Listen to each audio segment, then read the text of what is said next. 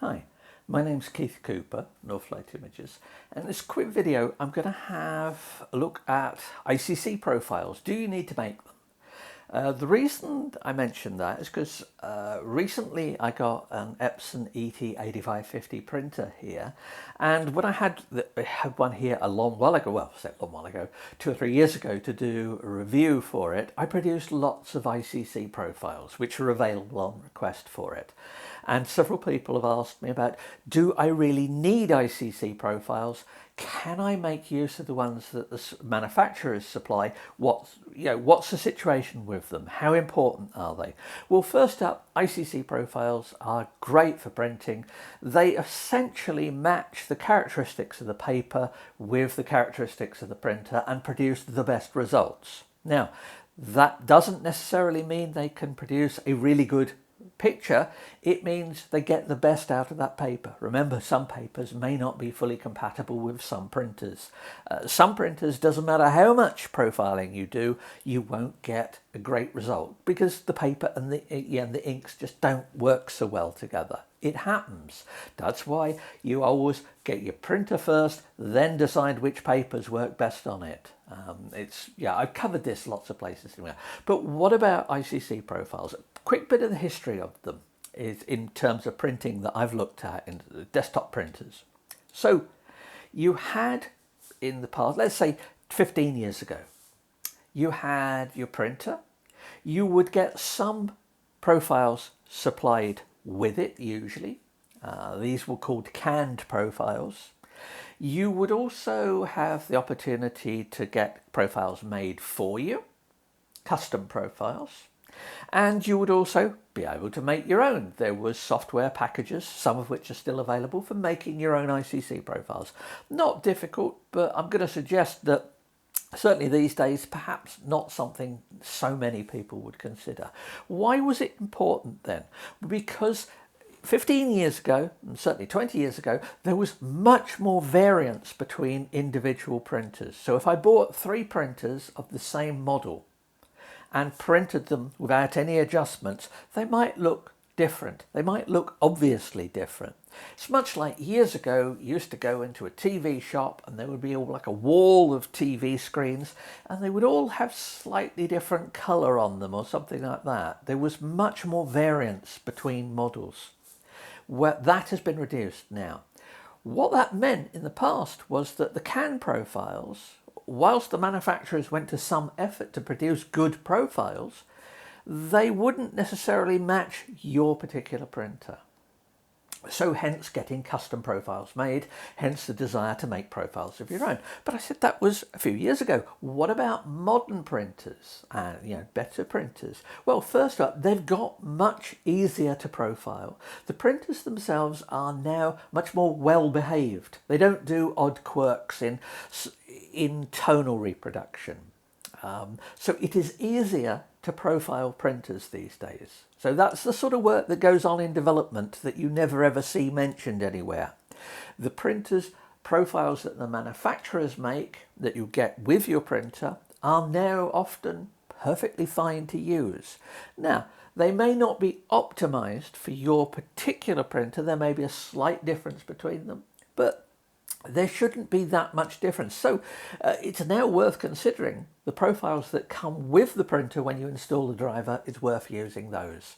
What about custom and homemade profiles? Custom profiles? Fine. If you've got a particular paper, go for it. Get it custom profiled for your printer. If you're doing sort of fine art reproduction work, you may well want to consider that.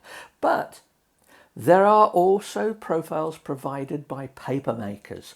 All the good paper makers provide profiles for the better printers. So if you want to buy a decent paper, buy some paper from a company that supports it with profiles.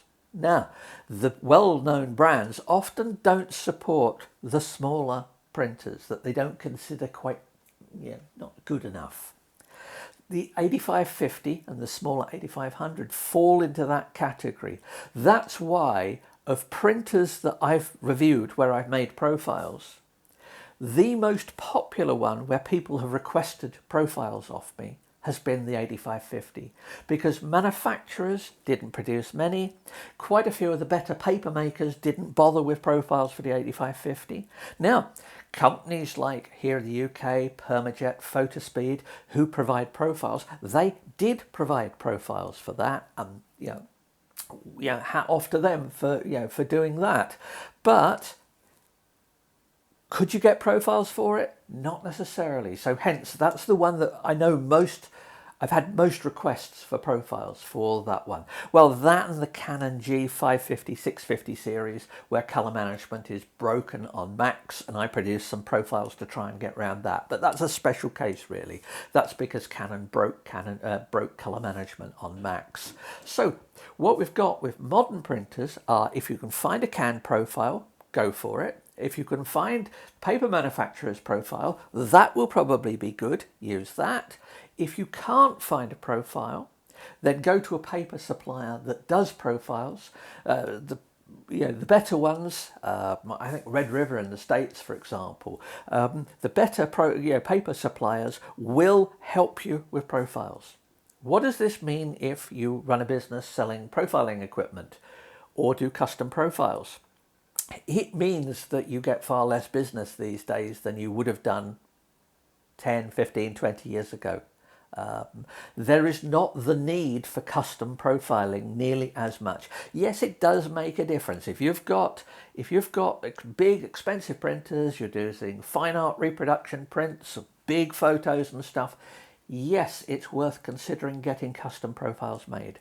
Is it worth doing it yourself? Depends on the depth of your budget, because to do it properly these days, at absolute minimum, you want something like the old i1 Studio, Colour Monkey, now CC Profiler.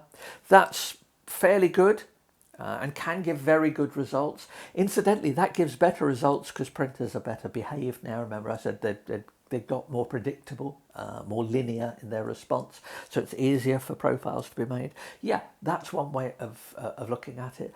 But seriously, how many people want to make their own profiles? I'm going to say it's nowhere near as popular a pastime as it was 15 years ago. Just bear that in mind, particularly since, I say, all the better paper suppliers that I come across will make you profiles. And some of them, if you buy paper off them, you print out a test sheet, send it off to them, they'll make you a custom profile. So that's just in return for buying the paper. So profiling, yes, it's essential. Even the CAN profiles that you get from the manufacturers, the printer manufacturers, are worth using these days. The paper suppliers, if they do profiles for your machine, worth doing.